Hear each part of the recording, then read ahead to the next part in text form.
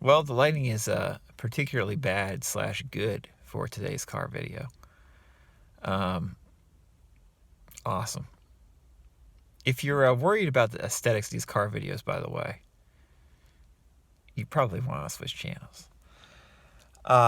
Chapter 6, Practical Techniques and Mental Healings from the Power of Your Subconscious Mind by Joseph Murphy. This is the last method or technique in the chapter, and then Murphy is going to continue on with some helpful pointers, which he actually doesn't call helpful pointers in this chapter. He just says serve yourself with scientific truth. But I hope that you've enjoyed these series of 10 million videos we've done on this chapter. But I hope you see the unifying, how similar a lot of these techniques that we've gone over are, and how they kind of meld into each other well, and how something like the absolute method it can almost be used as an underpinning for basically any of these techniques, in how some of this, affirmative type of, manifesting techniques, some of these techniques are very similar to visualization techniques, even though one seemingly is using words when you're affirming as opposed to images when you're visualizing. They still intersect perfectly and can be done alongside each other.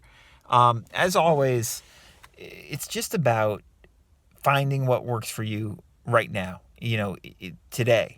It's not about what's going to work for you tomorrow or next week. It's about what works for you right now. You've got a lot of different stuff to play with. And I don't know how many techniques we've gone over. We've gone over several excellent techniques in this chapter, which will help you do that.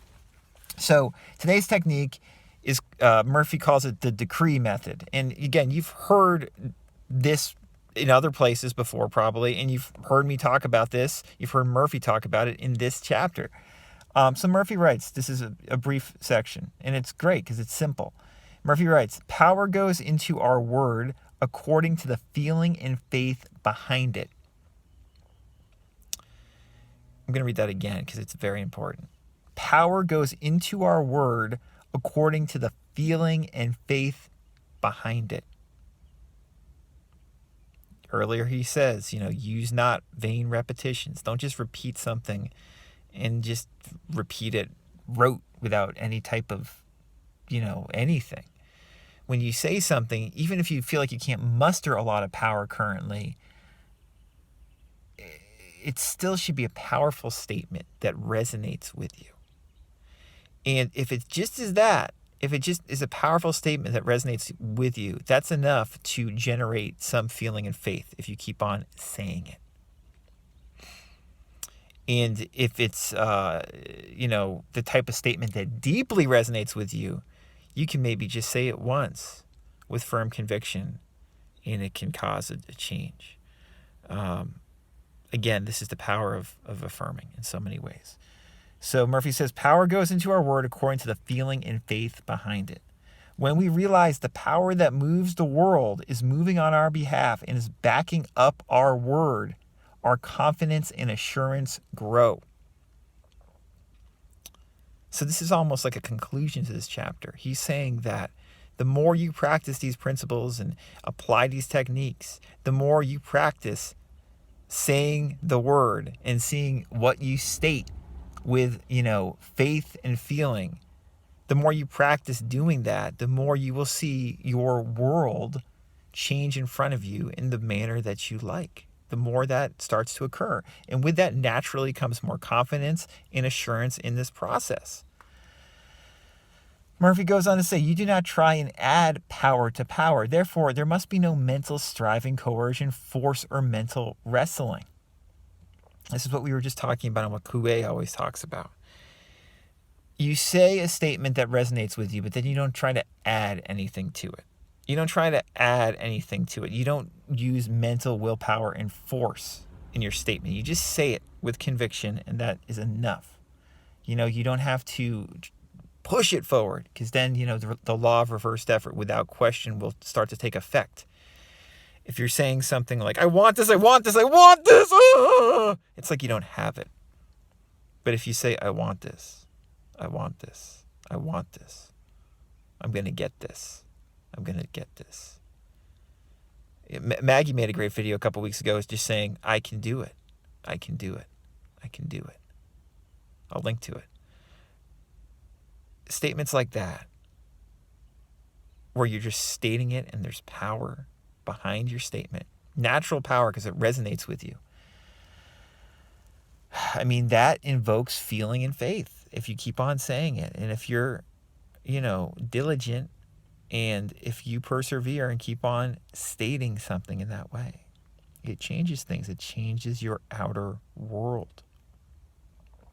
But more importantly, and firstly, it changes your inner world. And just that change of feeling and faith, even if your outer world does not noticeably change, just that change in feeling and faith is reason enough often to do these type of affirmations, these type of statements. Murphy gives this example in this section. He says, a young girl used a decree method on a young man who was constantly phoning her, pressing her for dates, and meeting her at her place of business. She found it very difficult to get rid of him. She decreed as follows: I release unto God. He is in his true place at all times. I am free and he is free.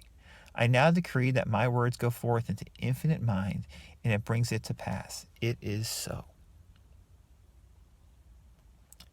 She said he vanished, and she has never seen him since, adding, it was as though the ground swallowed him up.